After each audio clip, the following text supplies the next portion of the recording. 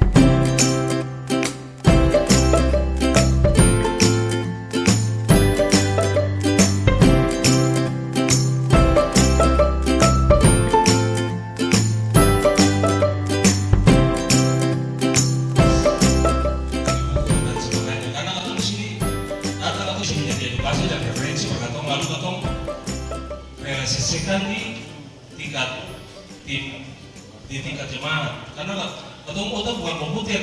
Jadi contoh tentang hidrometeorologi itu rata-rata sih paham. Jadi itu cuma masuk hari ini besok itu saya tahu, jadi mungkin bisa menyediakan ATK atau dan materi. Itu saya terima kasih.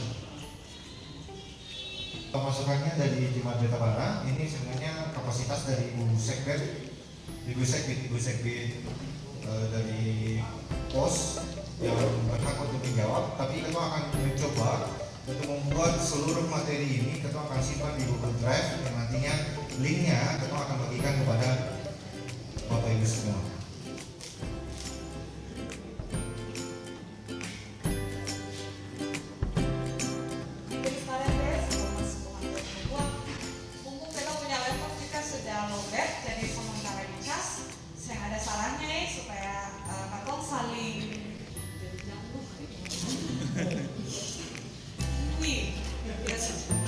Jadi halo kalau Bapak Ibu semua diambil apa ya? Ha, bilang halo Bapak Ibu jawaban. Halo.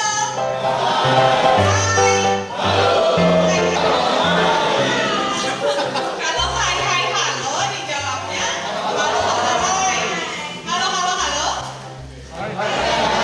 Kita boleh minta Bapak Ibu berdiri sebentar. Paling tidak dalam 15 menit boleh berdiri.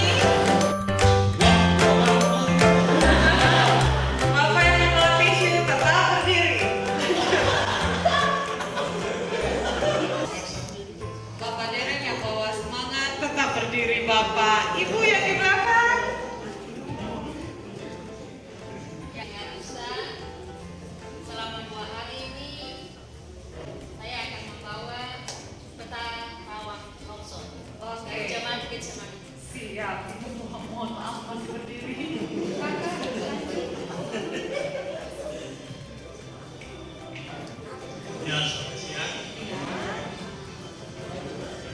Kotek Sultana di daerah Poka dan daerah di sekitar Kota Ambon, termasuk di dalamnya juga Klasis Kota Ambon.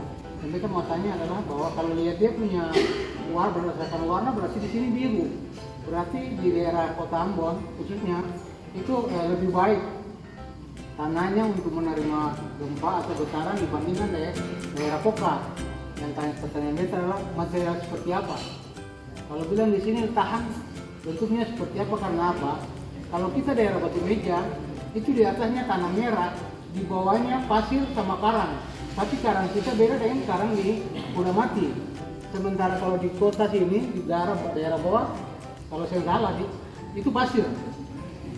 Berarti kalau 3 daerah ini ketemu aman. Ketemu aman, berarti yang di Poka itu seperti apa? Yang di Poka seperti apa sehingga ada perbedaan? Makasih. Dari bahan tahun berkenaan kita pertama sampai Jogja dan kejadian gempa Jogja Bantu dan kita merasakan itu, dan kita waktu melihat konstruksi rumah di sana 90% rumah yang pembangunan menurut kebetulan kita orang konstruksi bangunan sistem pembangunan mereka yang keliru. Kemudian pada tahun 2007 itu ada semua guru teknik bangunan dipanggil untuk diberikan informasi tentang bagaimana rumah tahan gempa. Ternyata yang menarik di sana adalah pembangunan yang ditalakan adalah rumah jenis orang Melu, rumah kayu, rumah kancing yang sudah ditinggalkan orang Melu. Ya, kalau konstruksi rumah yang itu orang Melu bilang rumah kancing itu, rumah kancing kayu itu, sebenarnya itu orang nenek moyang kita, leluhur kita sudah bilang bahwa memang kalau rumah yang tahan gempa seperti itu. Tapi kok akhir-akhir ini saya lihat orang Maluku buat rumah sudah tinggalkan rumah seperti itu. Dulu kalau rumah dulu kita lihat, terakhir saya lihat rumah yang ada di Pakirai sebelah ini punya 4 itu ada regel dan regelnya 100 ada 4. Yang giliran rata itu horizontal itu ada 4. Sekarang ada orang kancing rumah juga tapi tidak pakai regel. Yang seharusnya kalau rumah beton ada fungsi slop dan kepala. Kelihatannya sekarang, saya lihat ada orang yang buat rumah yang cuma pasang rembalan dan menggunakan slop. Kejadian kami dari keluar negara kita belakang ini longsor tahun 2011. Sebelum rumah itu longsor, saya sudah bilang bahwa rumah itu masih salah.